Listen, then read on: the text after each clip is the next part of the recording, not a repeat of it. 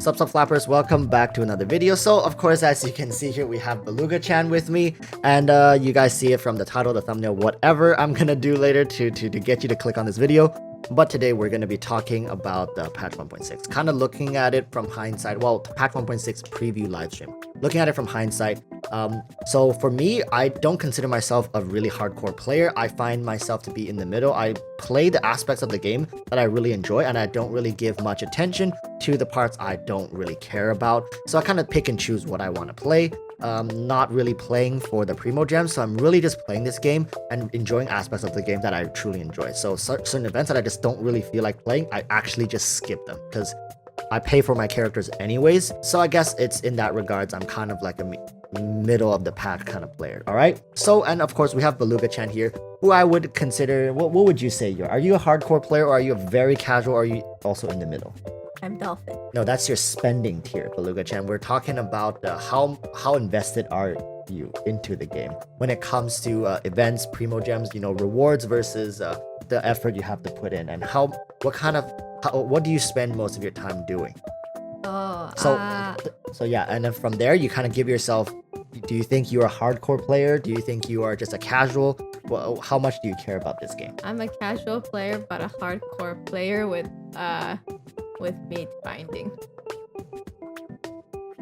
Right, so for people who are watching this the first time, I just kind of categorize my girlfriend here. She doesn't really enjoy the combat aspect. She could care less about the end game grind. She could care less about the PvE, and she certainly doesn't care enough about the events to play through some of the ones that she considers not attractive or quote unquote boring. Of course, it's all subjective.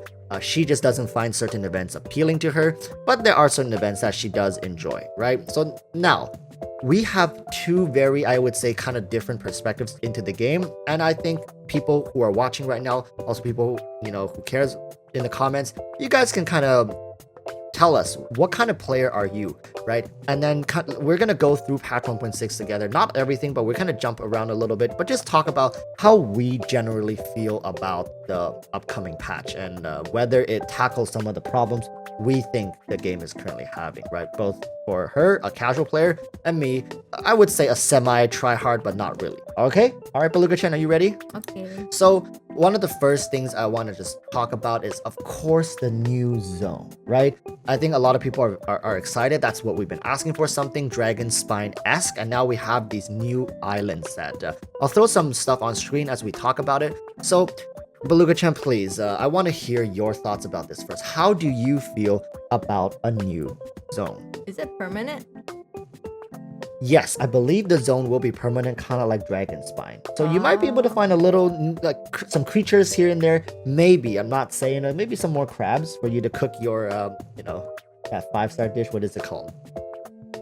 Temple Star. Something temptation, all right? So please, talk to us about the new zone. How do you feel about that? I'm excited, but I don't really know because in the trailers, all they showed was the boat and the mini game looking thing. So are you saying that these kind of mini games, the boat, does it make you want to jump into the new zone? Do you feel like you want to engage with the new area and explore these new features? Exploring definitely, but when it has to be mini games, it doesn't really ring my interest. Like I played the free fall ones and the balloons. I was only able to do. I didn't do a good job of it. Right. So I guess in a way, you're saying that while the new zone is captivating you, what you saw from the trailers, you do not feel compelled to play the new events. Yeah. And why is that? Why are these events not captivating you? What would you say? Why? Because I am purely a mobile player, and it's difficult for me to maneuver the small details, as well as it gets harder. So it loses a lot of interest. But what about the reward, right? You get primo gems from that. Yeah, primo gems are great, but when it's too hard, it's just a big letdown for me. So you're saying when the task becomes too challenging or too much of a hassle to complete, for the rewards does not feel like it's enough to justify. Yeah, definitely. So do you like from the trailers? Like, I mean, we had a whole slew of events, right? I think in total there were like 5 different events. Was there nothing in those events that you're like, oh, that looks like fun, you know, or it looks easy enough where I feel like I can engage with that event? For the new one or the old? For the new event, right? We got the boat. I think We got the cannons, right? The racing, and then we got the tennis looking one. I think definitely the wall tennis thing looks. Right, the one where it shoots out a ball and you gotta like hit it back into Yeah. the right. I guess that one seems simple enough. You kind of Yeah. just left, right, left, Like I right. feel like the one with the boat and the chasing thing, it reminds me too much of that free fall. Right, right. The one with the playing the harp, right, and then like jumping from the sky to kind of collect the points that one, one, right? yeah. Yes. Okay. All right. Okay. So now the new zone. Personally, for me, I feel like while the new zone is great, and I do feel like we're a lot of people are very excited. New events, especially on water. It's a new feature, right? It's not kind of like Dragon Sprite brought the whole thing with the sheer cold, where the environment kind of you have to combat the environment. And now we get to go on the water with these boats and explore a whole new aspect of combat in a way, right? And I think that's gonna be really fun for a lot of players, myself included. I'm very curious as to see how fluid this is gonna be. Just maybe sometimes not to even just go explore, but just to camp out on the waters and just stay on my little boat out in the ocean. It could be fun, right? It seems like there's definitely potential there. However, my biggest concern, especially seeing how Dragon Spine turned out, is how replayable this new zone is going to be.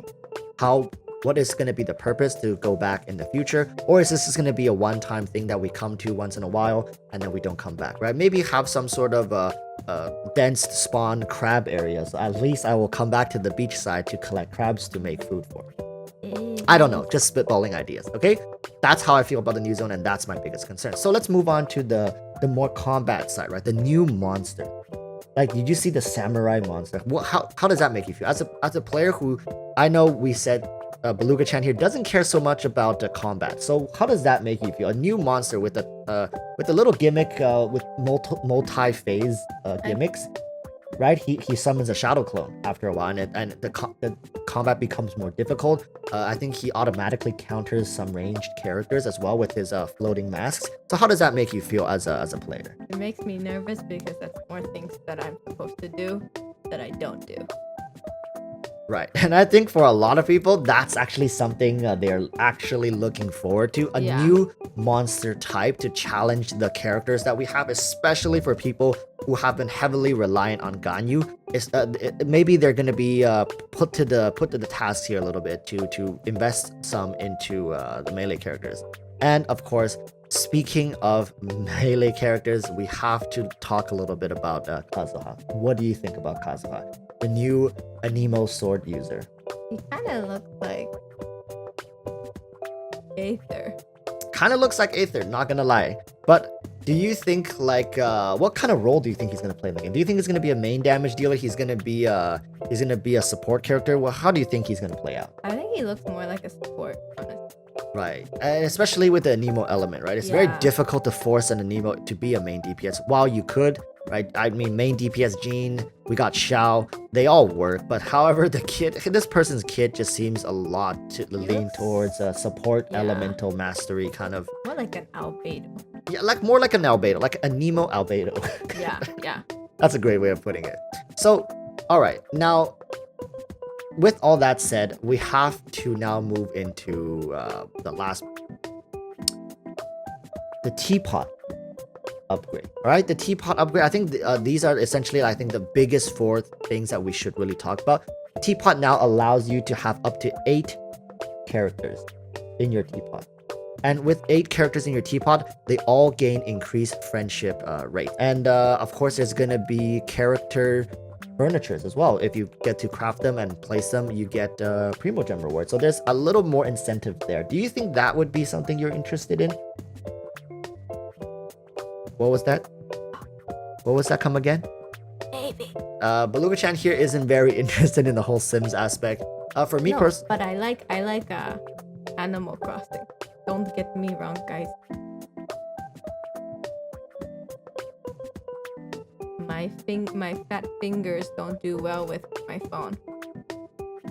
Okay, so Beluga-chan, I guess the biggest problem with Beluga-chan is playing on the phone feels too much of a hassle. She's fighting not just monsters in the game, but her UI controls as well. So Also my Wi-Fi is too slow.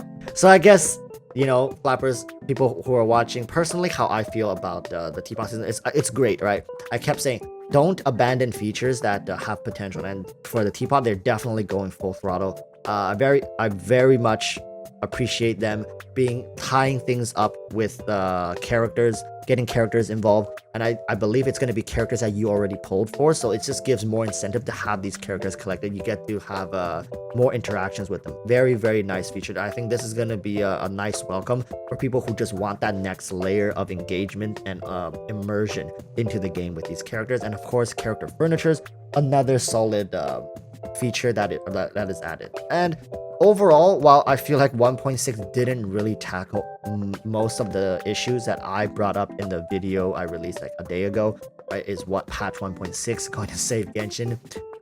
A lot of the core issues of Genshin right now definitely does not go away with patch 1.6. However, they are hunkering down on certain features that they've recently released, which is also another thing I mentioned, is that miHoYo has to start making these features evolve into things that are more worthwhile for the player base, and not just have them be one-shot wonders like the boar trap, like the boar trap. There's oh no, I forgot there was a meat master here. So anyways, thank you for watching. Please sign us out, Beluga-chan. Stay safe and peace. Stay safe and peace. All right, bye-bye. Bye. My face.